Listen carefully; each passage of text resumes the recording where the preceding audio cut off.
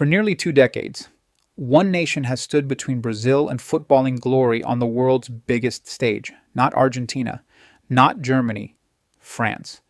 And in 2026, on North American soil, the question isn't just can Brazil beat them? The question is, do they even know how? Win the clock back to 1998. Paris, the Stade de France. Brazil walked in as defending champions, as favorites, as the greatest footballing nation on earth. They left humiliated, 3-0. Zidane, twice in the first half.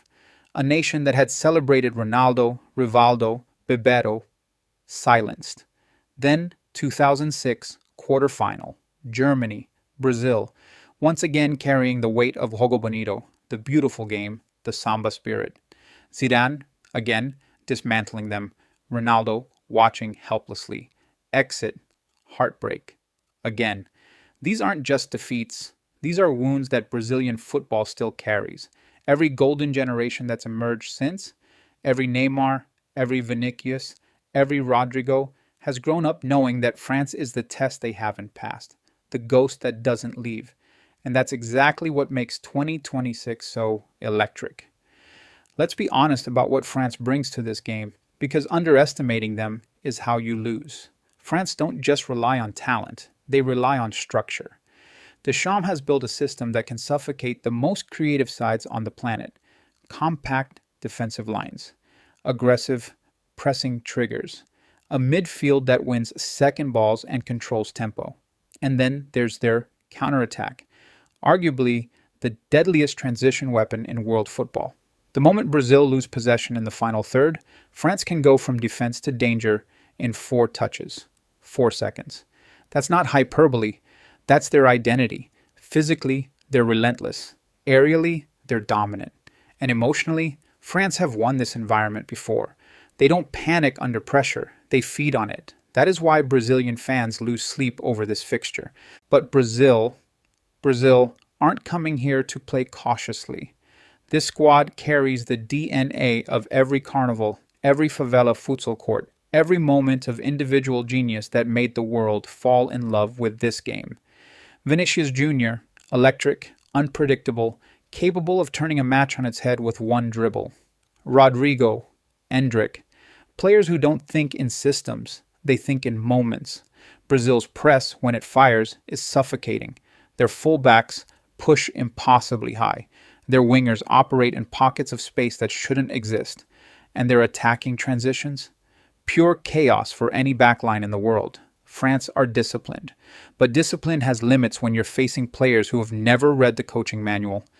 Let's break this down, battle by battle. Midfield, France wins the physical duel. But Brazil's creativity through the lines can unlock rigid shapes if they're patient. The wings? This is Brazil's greatest hope. Vinicius versus France's right side could be the defining image of the match. One-on-one, in space, under pressure. That's where games are decided. Counterattack, France's advantage.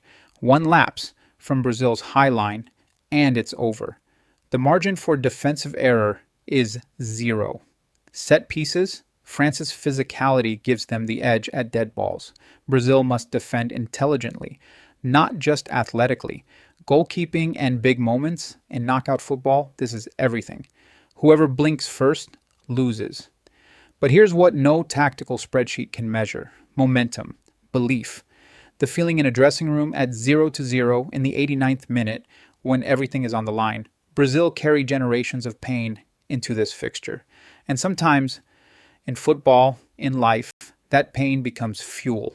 An unknown name stepping up in the 94th minute, a save that defies logic, a dribble that stops a nation's heart. Knockout football doesn't always go to the most prepared. Sometimes it goes to the most alive.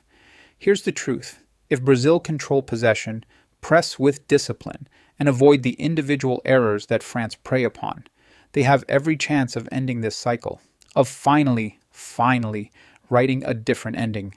But if France drag this into a tactical chess match, low block, transitions, set pieces, if they make it ugly, history has a habit of repeating itself. The difference will come down to 20 minutes. Which team imposes their identity first? Maybe 2026 won't just decide who advances to the next round. Maybe it'll decide whether Brazil finally escapes the shadow that's followed them for nearly 20 years, whether a new generation writes a new story, or whether France reminds the world, again, why they are the most complete side on this planet.